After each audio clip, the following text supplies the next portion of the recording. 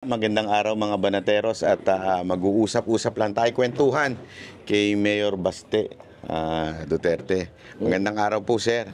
Magandang araw, sir. Magandang araw po. Kayo ay medyo talagang itong mga nakaraang buwan talaga nagtitrending mo kayo dahil sa mga banat nyo po. Unang tanong ko na kaagad dito, diretsuhan na. Ano ang pinaghuhugutan ng banat ninyo una-una kay Marcos at saka siyempre kay Romualdez? Saan ko humuhugot nung ganong klaseng banat? Yung style or way of governance nila, tingin ko hindi talaga siya maganda. At saka kung ano yung pinapakita nila sa lahat ng nasa baba nila, di maganda para sa mga tao at sa bansa natin. Lalong-lalo na, ito si Romualdez, power tripper . Yun yung problema ng mga tao talaga Pilipinas. Kasi pag nakaposisyon, kunwari, naging speaker ka, hindi ka naman, legislatura ka naman, hindi ka naman eksekutibo, pero kasi nandun yung, because Congress is the purse. So lahat ng pera doon, feeling siguro niya. Yun. So, di ko lang matolerate talaga na may mga ganong klaseng mga tao. Kasi pag hinayaan mo na kung sino yung nakaposisyon, sino yung may power, hinayaan mo na ganun yung treatment nila ng mga tao na nasa baba nila, magiging practice yun down the line din. So yung mga nasa baba mo rin na medyo may position, may power, pa-power trip nga rin. So, ang mangyayari niyan, ang effect, masisira yung demokrasya. Kasi kaya mong takutin, kaya mong, di ba? So, pero kala kasi nila na pag once nandun na sila, walang papalag sa kanila. Baka yun yung iniisip nila. So, that's why, kasi nga, may problema sila sa Vice President, pwede naman nilang ayusin yung, they're in the, nandun sila sa mga pinakamataas na posisyon ng ating bansa. And you have to be a good example. Pakita mo sana kayo sila, kita nila na may mga magagandang paraan para mag-ayos. Kasi yung ultimate goal dapat kasi nila is to keep the country intact. Hindi sila gumagawa or I do not know. Kasi mahirap kasi sabihin na may gusto silang ganito, ganon, pero the People's Initiative, yun pa lang is a good evidence of why they are behaving in such a way. Kasi gusto nilang tumagal talaga sa pwesto. Maybe ayaw ko lang sabihin na sa akin kasi lumabas. Maybe they see the Vice President as a threat kasi popular din. So, ayun. May mga ganong kontrolado mo naman talaga lahat kasi naging anak din ako ng presidente at may mga previous administrations din tayo kung ano yung ginagawa ng head of state. Ano yung ginagawa talaga ng pinakaulo dyan. Yun din yung malaki yung epekto niyan sa mga tao. So, kailangan, nakita niya na may problema. You know what I mean? Diba? Nakita niyo po ba na parang pinag-iinitan yung kapatid ninyo ni Speaker Romualdez? As how it stands, since may statement din naman talaga na tinatawag siyang tambalos-los ng Vice President and that term is associated with the Romualdez, then there must be something wrong. Hindi po ba kayo na, siyempre, natatakot dahil sila ang nakaupo this time? Wala yan. Ano mang itatakot ko? Una-una, wala. Kung bago lang ako sa politika, wala na ako sa politika bukas, okay lang. Okay lang. Wala problema sa akin. Hindi, kahit basta may ganong klaseng mga bagay talaga, hindi ko matolerate. I will speak against. Kasi pag against you, kasi mali. Mali. Hindi ako papayag. Bahala kayo. Kung hindi, marami kayong pera. Kung hindi, sige, bahala kayo. In whatever way na makaganti kayo. Pero, ayun lang. May ibang mga vlogger din na sinisiraan ako. Hindi rin naman ako magiging topic siguro kung di rin sila yung binanatan ko. Pero, ganun lang naman talaga politika. Nabanggit nyo na rin po yung vlogger, pero wag na lang natin pangalanan. Anong masasabi nyo doon sa mga gumagawa ng chismis sa family nyo na mga vloggers na kung ano-ano sinasabi? Okay na. Ganun talaga politika. Kahit wala kang gawin, yung tao may masasabi talaga. Kahit Hindi nyo wala na kang lang gawin, pinapansin. Wala yan. Wala yan. Hassle lang sa buhay. Hindi kayo affected at all. Hindi, may mga, siguro, mga times, or affected naman, pero hindi talaga yung ano, wala man. May mga times lang.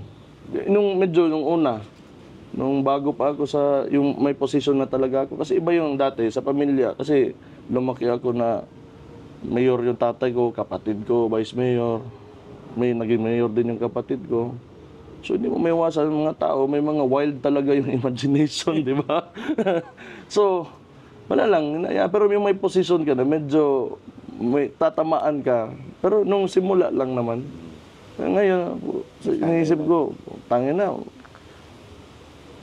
bukas, pwede, patay na ako. Patay na tayo lahat, di ba? Hindi mo naman parang passing naman tayo sa buhay na to. Ako naman, kasi syempre nagla-live stream tayo every day or every night. And then after nung inyong speech sa Davao and Cebu, sumobra talaga yung yung clamor ng tao. Kasi tungkol sa iyo, no? Kasi si PRRD, alam naman natin, may edad na siya. And feeling ng mga Pilipino, late na siya na napakinabangan ng mga Pilipino in terms of yung mga policies niya doon. Hindi naman natin siya pwedeng i-extend. So naghahanap sila, actually yun ang benchmark nila of leadership. And nung narinig nila yung stand mo regarding PI doon sa mga speeches mo, yung mga tao talagang nakita nila na ikaw yata yung susunod sa tatay mo, or at least maraming sa mga traits nung nagustuhan nila sa tatay mo nakikita nila sa iyo. Do you think open ka dun sa possibility na mag-nationals? Hindi siguro. Wala. For now? For now, wala talaga. Malayo. Bakit po? Walang gusto.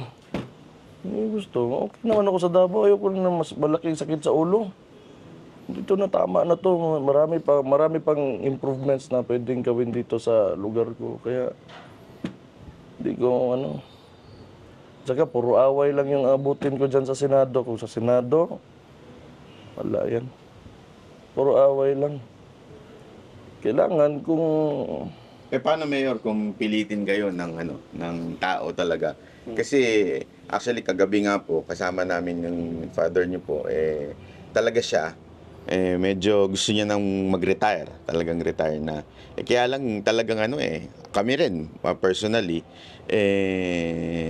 gusto namin ipagpatuloy yung legacy niya, which is nakikita ng tao sa inyo yun. Kung pilitin kayo na magkaroon ng panawagan na tumakbo sa Senado, hindi niyo po ba i-consider yun?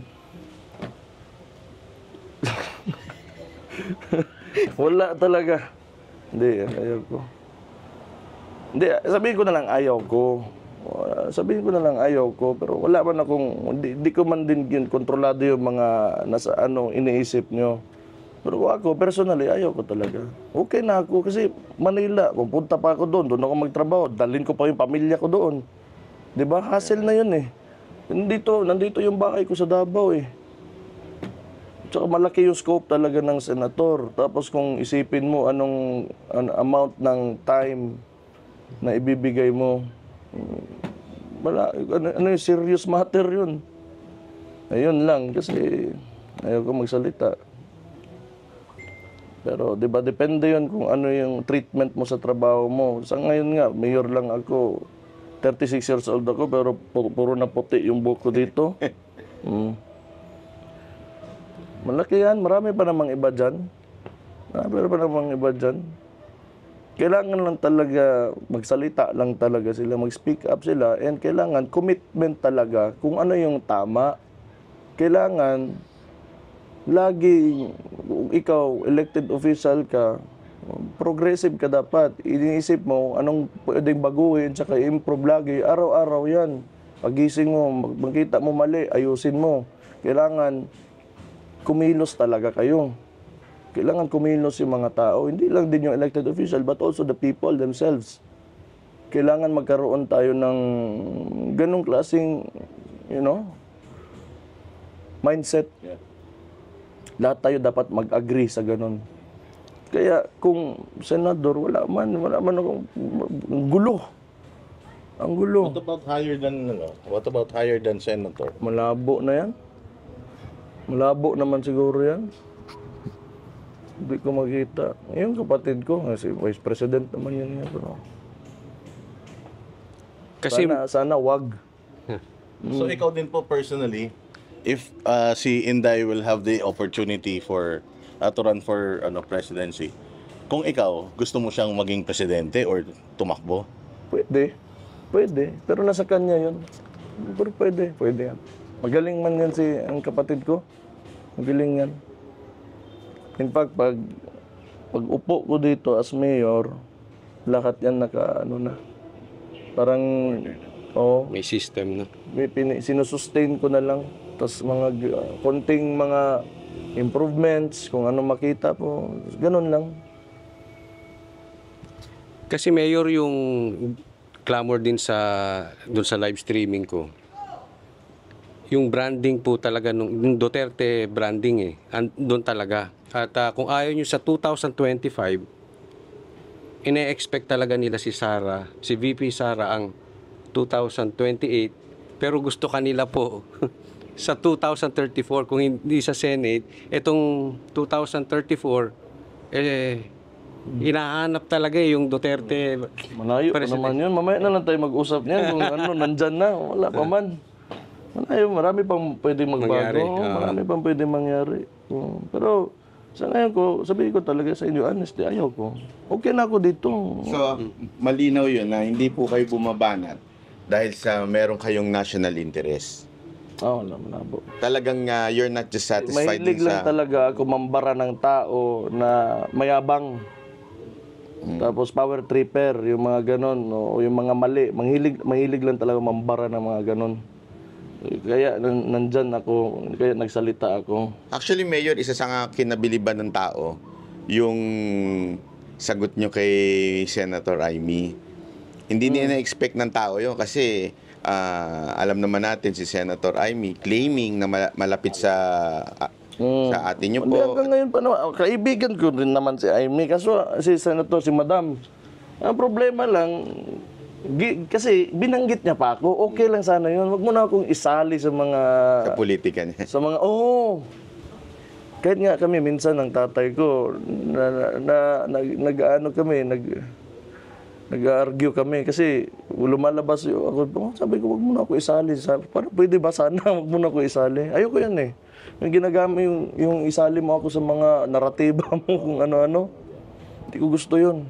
Actually, yun ang nagustuhan ng tao sa inyo dahil talagang straight, prangka kayo eh. Kasi alam naman natin sa politika, yung mga tao medyo... Kaya nga, mahirap. Kaya nga, ayoko. Kasi masikip pa yung, yung mga nangangambisyon sa politika. Marami gusto maging senador, gusto maging presidente, gustong vice-presidente. Sa inyo na yan. Diba? Magulo eh. Okay na kami dito sa Davao. Okay na. Mayor, nabanggit nyo kanina kasi napag-usapan natin yung tungkol sa Japan. Isa sa mga gusto nyong pinupuntahan at somehow pangarap nyo na yung Davao somehow medyo tumulad sa ganong klaseng... Yung ugali ng tao. Yung ugali nila. Kasi sa kanila, embedded yan sa educational system nila sa mga early years ng bata. So dito, kailangan, ewan ko, maraming kailangang reforms na gagawin mo. Anong pangarap niyo sa Davao? Simple lang naman. Wala lang gutom. Walang mga, walang manggugulo, walang mga maaanga sa daan. Infrastructure, yun naman usual na sasabihin. Sino ba namang di gusto ng infrastructure? Pero di ba, mahalaga doon, yung quality of life lang talaga. Kailangan masaya lang yung mga tao. Paglabas nila ng bahay, hindi sila worried. Pag naglalakad sila sa daan ng gabi, pwede ka mag-cellphone, dyan sa baktas ka ba? Ganun lang man. Kasi yung infra, if ever talaga may income enough yung bansa natin or yung Davao, nandyan yan. Pero hindi lang agad na nandyan ka, na mabibigay mo. Yung gusto ko lang, walang gulo. Walang gulo sa mga communities, sa lahat ng distrito, nagkakaisa, mga taga Davao. So proud lang sila maging Davaoenyo. Yung core values intact. Ganun lang. Wala mang masyado. Kasi kung sabihin ko, ambition ko, sabihin ko, sana maging Japan na to bukas, pero hindi man. Kailangan man ng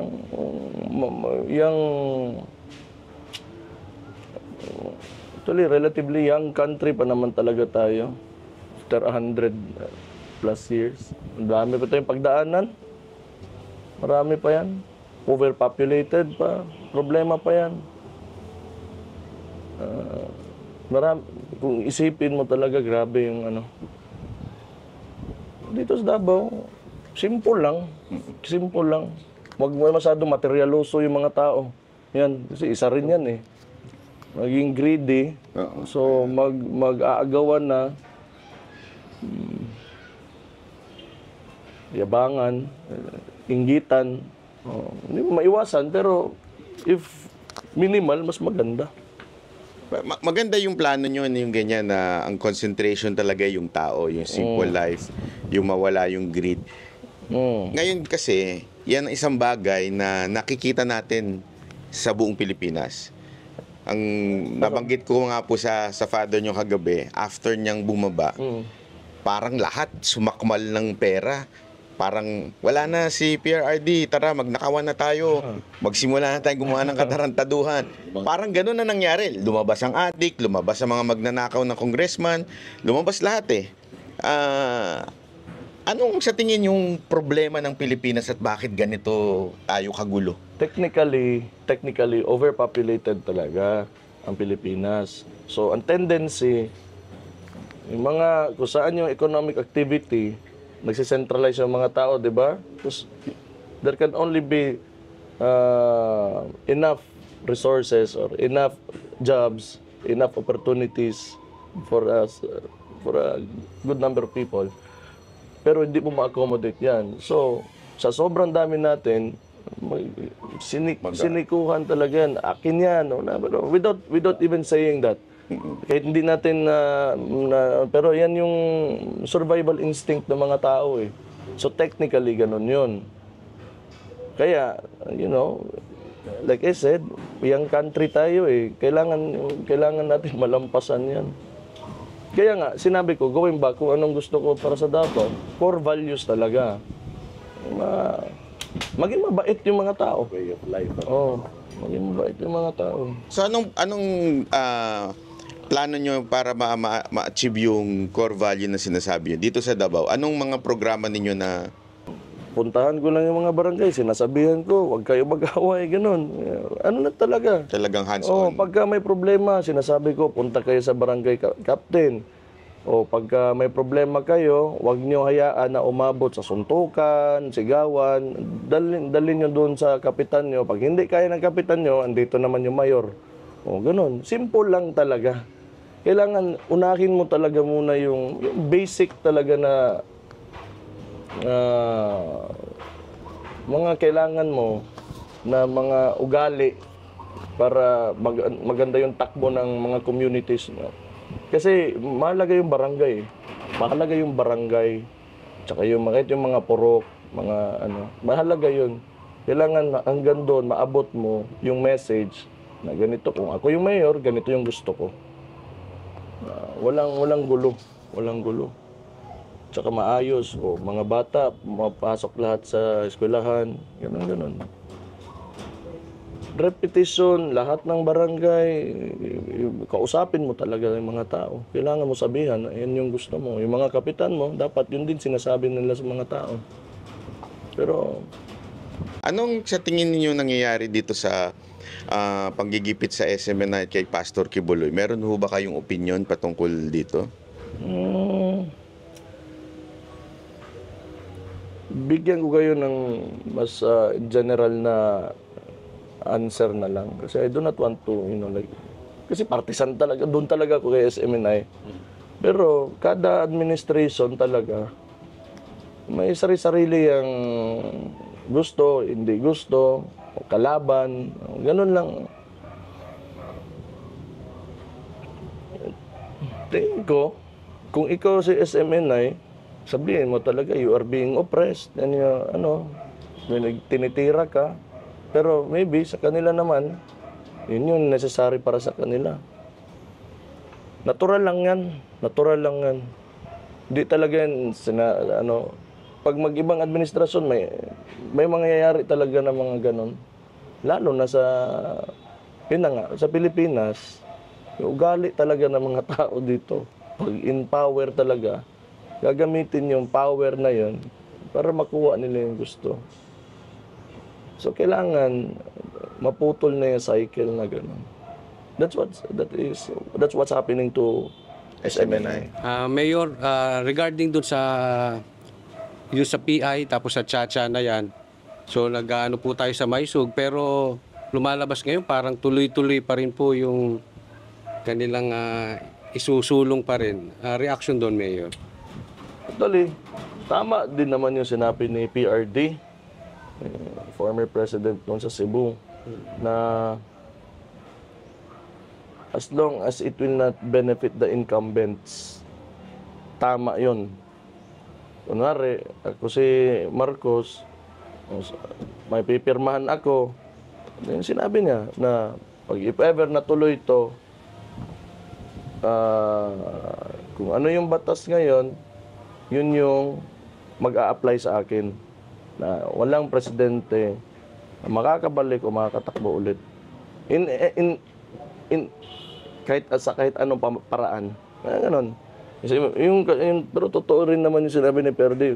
Wala lang yan, para kunwari lang yan yung economic nila. Ako naniniwala ako doon.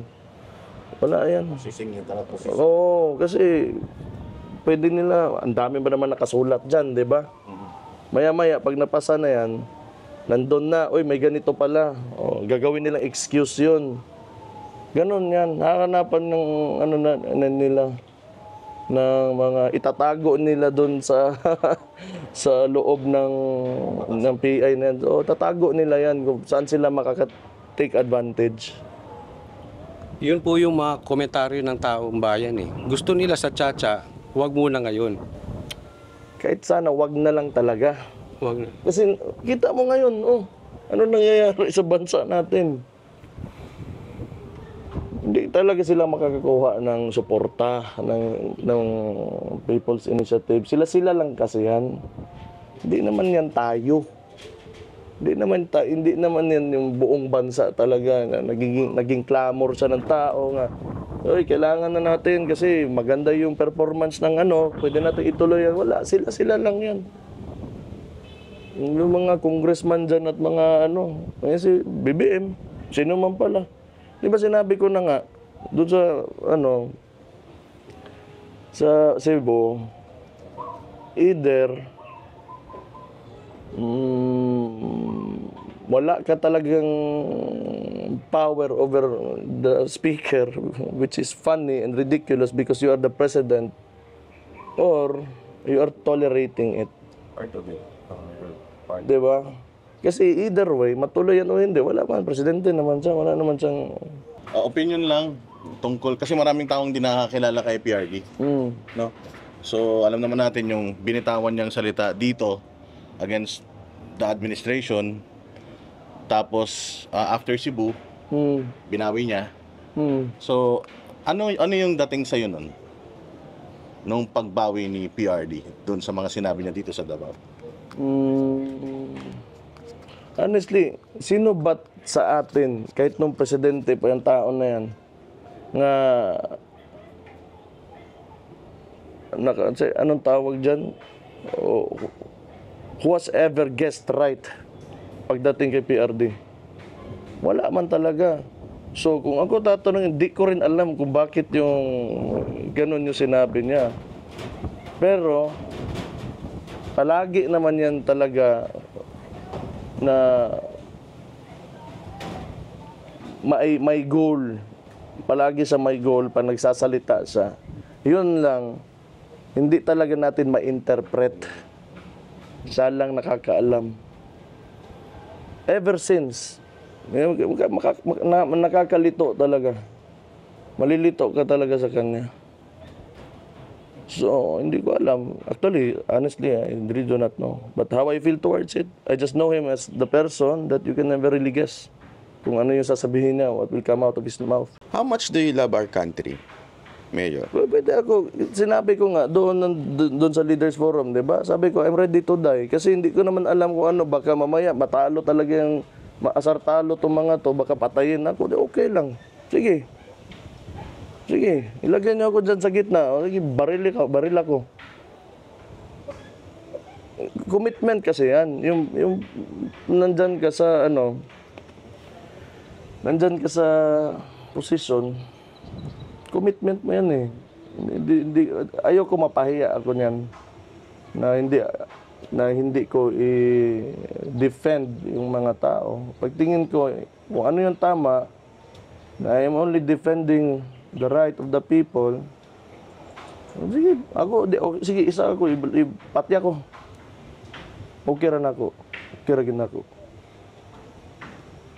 So ayan mga banateros, so kung gusto ninyong tumakbo si Mayor national, maglagay kayo dyan. Gusto namin. Hindi, Mayor, kasi hindi, kasi alam nyo, Mayor, ngayon yung panahon na dahil nga 'di ba after ng inyong father, lahat ng nakikitang mga official na mga Pilipino, parang nawalan sila ng hope. Akala namin bagong Pilipinas ang magkakaroon. Nawala yung bagong Pilipinas, parang naging tayong bumaon yung Pilipinas. Kaya naghahanap ang mga Pilipino ng new leaders.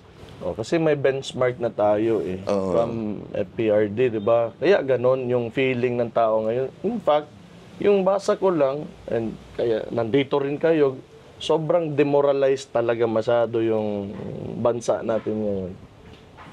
Even more demoralized than what we used to be before naging presidente si PRD. Kasi dati, naging normal na itong mga ganito Di ba? Tama.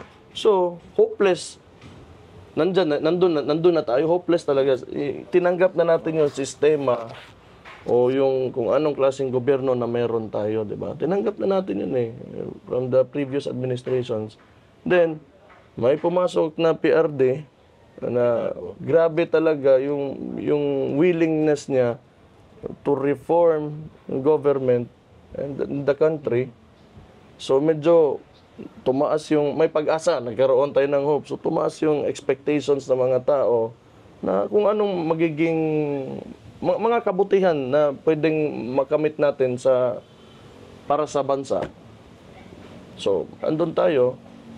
Tapos, pagpalit nito ni BBM, hindi niya kasi na-sustain. Yun talaga yung tingin ko. Whether bias ako or bias man talaga ako, yun talaga yung tingin ko. So, hindi niya ma-sustain, kaya ang tao, bagsak yung moral. Lalo na drugs and criminality. Yan talaga. I do not know dito sa Davao, hindi kasi namin masyado pero hindi kami nakatira sa ibang lugar. So, I cannot speak for those people living outside of Davao. Actually, yan yung reaction ng ibang mga na mas sabi nila sana pala nagdabaw na lang kami para kasi doon may continuity. Nakita nila yung continuity dito eh. I mean, siyempre alam natin from PRRD na mayor. May sabi pa nga nila mas mahigpit daw si BP. Eh nung pumasok kayo parang mas mahigpit din daw. So mas lalong nagustuhan ng tao yung continuity. Kasi may benchmark kami. Yung sabi ko, ayaw ko mapahiya yung apelyido namin. Ako, mapahiya ako dyan. Pero kung talagang hindi sapat, total, demokrasya man ito, okay lang. Hindi ko piliin, okay lang talaga. I will just try what I can and my best ko para masustain yun. Kailangan i-sustain mo yun eh. Kasi parang yung Coke ba, yung tao nakainom ng Coke, may tubig naman, maghahanap pa rin talaga ng Coke yan. Iba nahanap na po.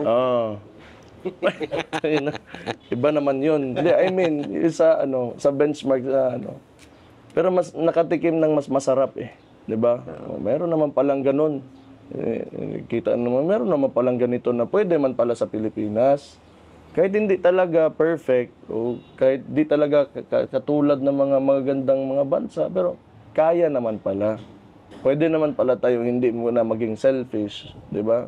Selfless muna tayo, kayod lang, sakto lang. 'Yun. Tapos pinabayaan kasi, so magbagsak talaga yung mga tao. Ayaw talaga. Demoralizing. Mayor, actually, yun ang hindi natin alam kung kami rin inggit or inspirasyon kasi yung bukod sa Duterte brand, yung Davao brand. Ang ganda talaga, kaya gusto lang nila na may manupong Duterte sa national kasi gusto nila sa syudad nila yung Davao. Yung ganong style. Somewhat. Di ba? Share ninyo Oo yung yun nakikita nyo way of ninyo. Ano kaya ang sa pinaka-sikreto bakit naging Davao is Davao na at pwedeng gayahin na sana maging ganitong ka-peaceful. Yung sekreto dito, mahihiya lang talaga yung mga politiko namin. Alam mo yun, mahihiya. Alam niyo yun? Mahihiya. Oo.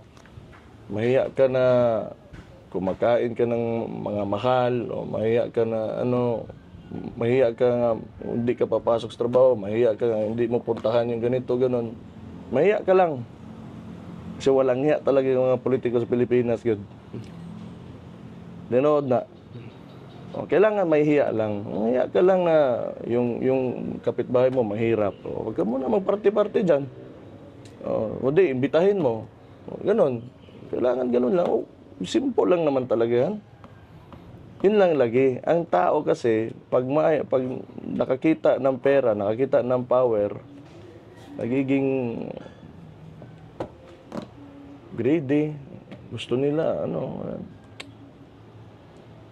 mahiya ka lang. Tapos, nandito ako, 3 years, magti 3 years pa lang ako as mayor.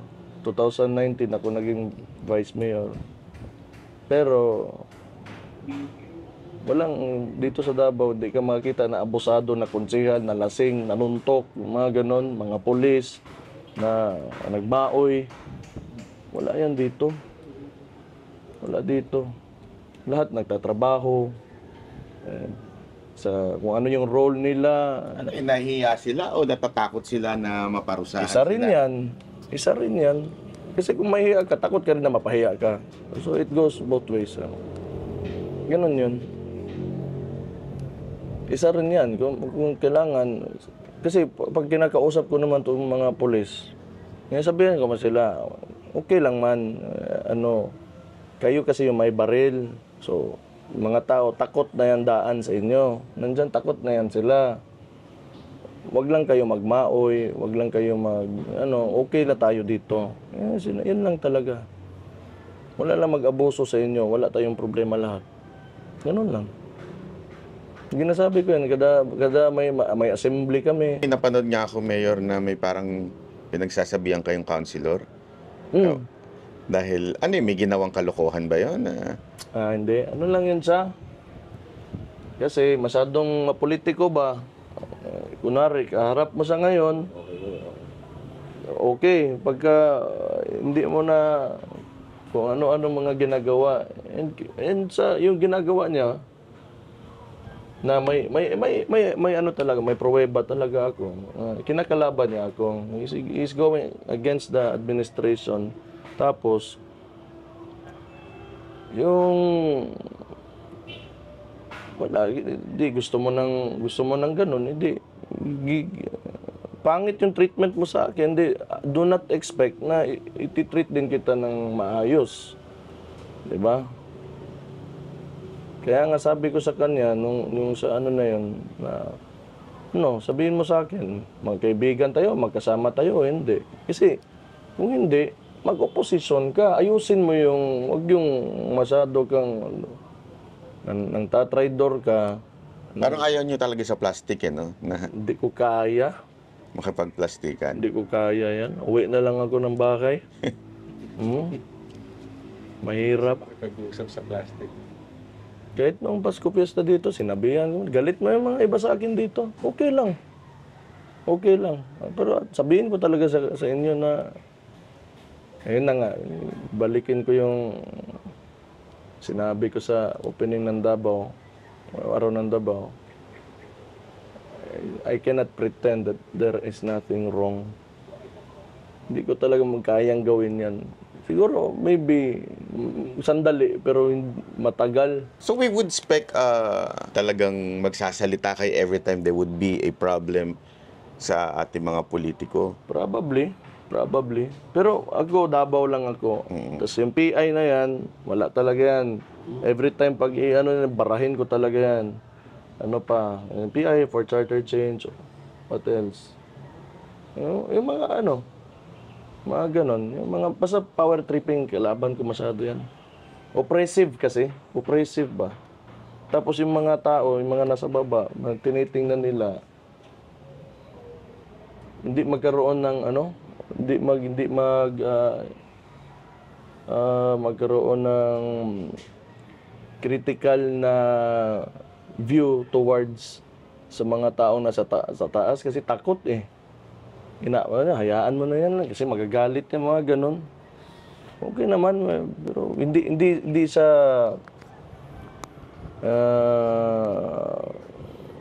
parang feeling ko walang growth pag ganun kasi. Walang growth. Alam mo, yung nakikita ko lang sa style nila, parang monarkiya eh. Alam mo yun? Hari ako. Lahat kayo dapat takot. Dapat ako lang tama. Kayo mali lahat. Hindi ba pwede yun? Hindi porke nga presidente, hari-hari ka na dyan. O speaker ka, ikaw na yung duke o ano ka ba ng lugar. Hindi pwedeng ganun. Diba? Masyado silang mayaban.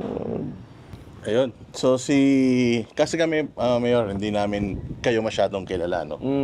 Nakikilala ka lang namin, katulad yung sinasabi mo, kapag nagkukwento si Mayor Duterte tungkol sa'yo.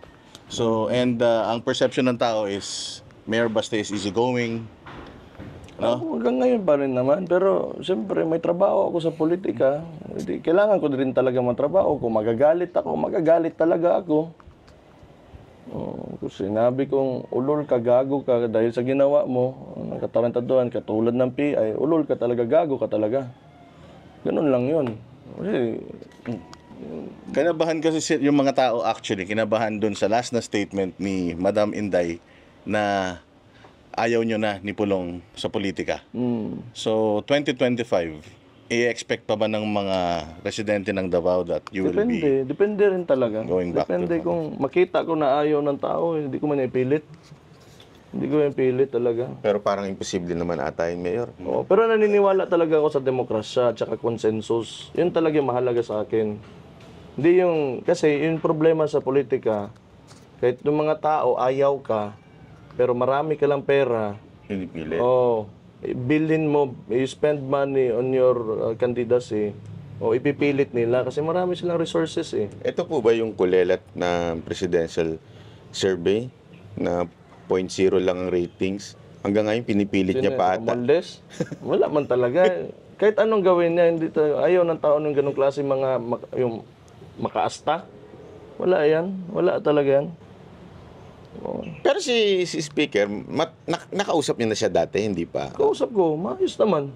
Maayos naman. Tapos ngayon, putangin na, biglang yabang ba? Sabi ko, ano itong tao na to? Nagtaka talaga ako. Nagbago talaga. Oo. Yung na iba. Parang biglang yabang naman itong tao na to. Tapos yung mga panahon na nandyan lang naman, wala, di rin naman ako masyado nakikipag-usap yun sa kanila. Nasasaktan kayo pagka yung kapatid nyo po medyo pinag-iinitan. Malamang kapatid ko eh. Kapatid ko yan. Tsaka boss namin yan dito sa Davao. Yung boss namin yan, tapos ginaganon nyo. Diba? Mm-mm. Lalong-lalo na Palag talaga kami lahat. Hindi lang ako. Kasi boss namin yan. lalong-lalo na sa ginagawa nila kay lalong-lalo na po sa ginagawa nila kay PRD. After what happened, after what PRD has done. Idol ng lahat yan dito si PRD. So every time na merong mga sinasabi sa kanya na alam mo na below the belt, anong talagang yung initial na nararamdaman? Ay, hindi, wala. Okay lang kasi tatay. Kilala ko man, hindi naman nasasaktan yung tao na yan. Wala yan. Yung swerte mo lang, pag di ka sinagot, pag sinagot ka, sira ka talaga. Ganun lang yan. Pero yung wala yan. Hindi tinatablan yun. Actually, Mayor, tama ka doon sa sinabi mong idol si PRRD dito sa Davao. Actually, hindi lang sa Davao. Sa buong Pilipinas. Kaya nga naghahanap pa ng ganun kung tumakbo po ba siya ng okay po ba sa inyo na ngayong 2025 dahil talagang naghahanap ang taong bayan ng ganun Senate, sa kanya. Senate O sa Congress din Personal na Hindi kasi, sa totoo lang kami sa pamilya ba, wala talaga isa sa amin na makapagsabi kung anong gawin ng isa. So, off limits yan na territory kung ano yung gusto namin o sa politika namin, ganun. Wala, kanya-kanya kami. Kasi pag mag-away. Pag may suggest or may suggestion or i-insist, magkagulo Sa tatay mo sa 2025, ikaw personally, do you want him or okay lang ba sa'yo na tumakbo pa siya or magpahinga na lang siya? Kung ako, So ikaw. kung may kailangan pa siyang sabihin talaga, mas maganda yung may posisyon siya. Kung may wisdom pa siya talaga na ibigay niya sa mga tao, or if he can, siyempre, if he can still guide the Filipino people, since popular naman talaga siya na tapos naging presidente, a lot of people will really listen to him. Kahit nga yung mga kalaban nakikinig sa kanya. So okay lang sa inyo. Gusto ko. Gusto ko. Kung may sasabihin pa siya. Kasi maniniwala kasi talagang tao sa kanya. So, ito na siguro panghuling tanong. Sa lahat ng mga nangyayari na to sa bansa natin, wala bang puwang sa puso ninyo na patawarin na lang natin itong mga to, hayaan na lang natin? O talagang sa inyo na hindi pa pwedeng gaguhin ng mga Pilipino? Tingin ko, lumampas na tayo doon Kaya tingnan niyo yung mga tao nandyan saan ba yun sa Manila ngayon? Sa Liwasang Bonifacio. Sa Bonifacio. Wala, it has gone past that already. Serious matter kasi yung na may posisyon ka. Dapat sa simula pa lang inisip na nila yon. Yung actions nila, these are not cattle that you are dealing with. These are people and the lives. Buhay ng mga tao yung pinag-uusapan pag nasa politika ka. Because all the while, isang taon mo, you spent it on thinking about how you can preserve your position. Tarantado ka talaga dyan. Buang yun ang mga nga nakatawag yun. It has gone past that already for forgiveness. For me. Sayang yung isang taon natin. Serious matter yan. Buhay ng mga tao. Lagi sa inyo sa bigas. I'm sure. Sabihin niya, ambisyon niya man yun. Sige, sabihin, tanggapin na natin. But still, hindi mo sasabihin yan. Kaya hindi mo alam ang buhay ng tao. Kung what it means for, the poor people in the Philippines. kung 20 and 50 ang bigas, malaking diferensya yan sa buhay ng tao. Even not for, hindi sa mga poor people, even the middle class. Magkano 60, 70, 50, ano, 20 yung malaking bagay yun. Price eaters tayo kasi mahirap tayo, kailangan yung tiyan natin. May busog, mapuno talaga. Tapos workers tayo because yung society natin is yung tatsulok eh. We have the elite, we have the middle class, upper and lower middle class, then we have the pinakamababa, the CDE, yung mga tao. Ang dami niyan. And lahat yan rice. So that's a very serious statement na sabihin mo ganun lang and like parang wala lang. It has gone past that already. Wala na tayong pag-usapan. Tayo na. Hindi niyo pinag-isipan lahat ng ginawa niyo eh. So, hinayaan yan sila for a certain period of time. Last year, di ba? So now, pumasok itong bagong taon, may rally. Ayan. That's what you get. That's what you get. There are no room for excuses, especially, sa mga ganitong klase mga sitwasyon ng isang bansa. The people, there are still people who are suffering, hungry, do not have shelter, and like having a hard time of getting basic services. So then you spent your year on your self-preservation, your politics and whatever.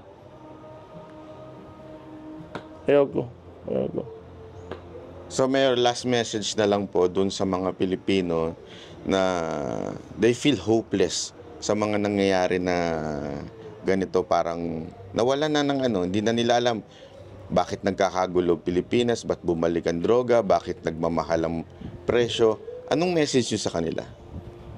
Di man natin alam din talaga. Pero eto, maniwala lang tayo talaga sa demokrasya.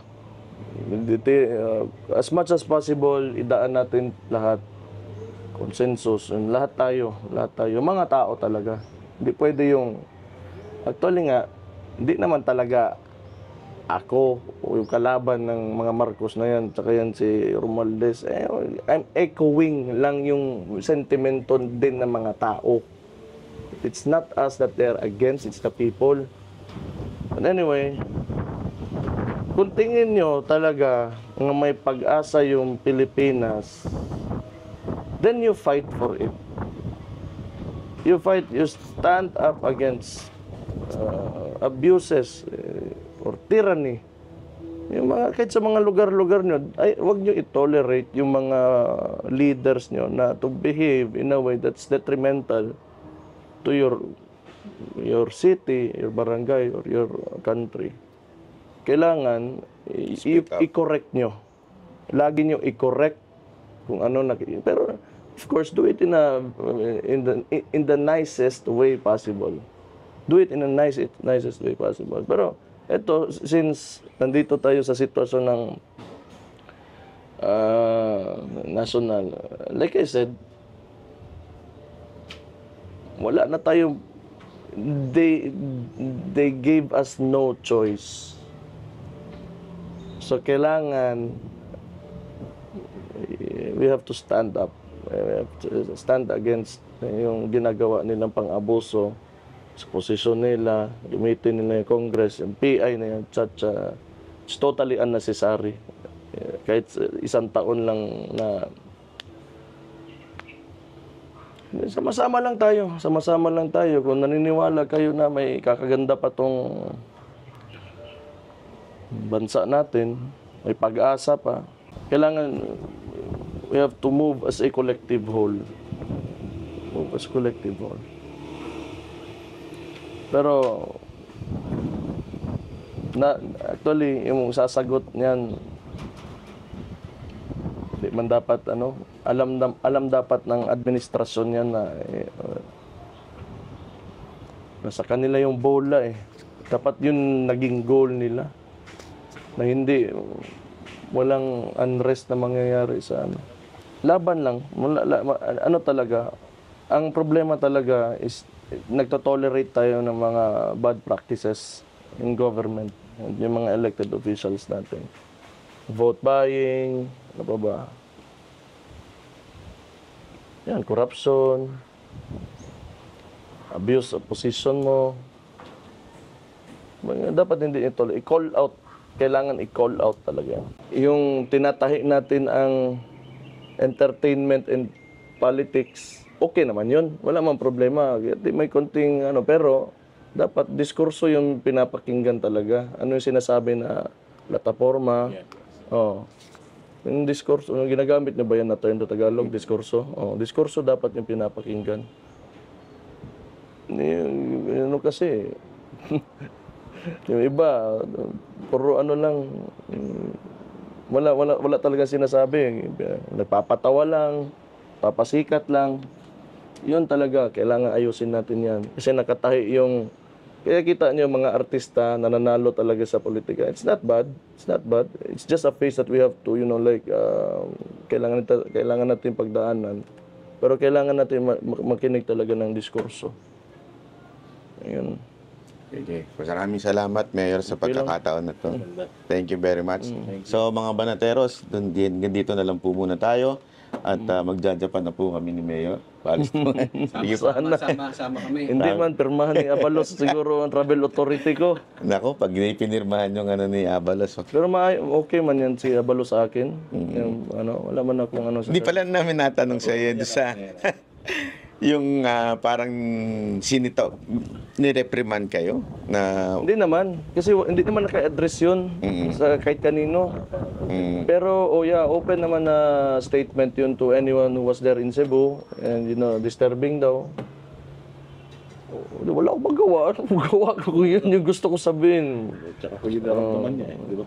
Wala siya. kalayaan niyo yun eh. Yun na nga, sinabi ko nga, pag binalik yung araw na yun, hindi ko talaga rin babaguhin yung mga sinabi ko. Yun pa rin yun. Yun pa rin yung sasabihin ko. Kahit ulitin natin. Isa pa request ng mga tao, Mayor. Kasi ang dami daw nahirapan ng mga vloggers transcribe nung yung Hindi, speeches. wala mang problema pag nasa, kasi yung Cebu kasi yun. Oh, yeah. Oh. Pero kung pupunta kayo ng Manila for that, let's say for example, mapupunta sa Manila yung movement. Maisog. Wala mang problema. Magtagalog ka na doon. Magtagalog.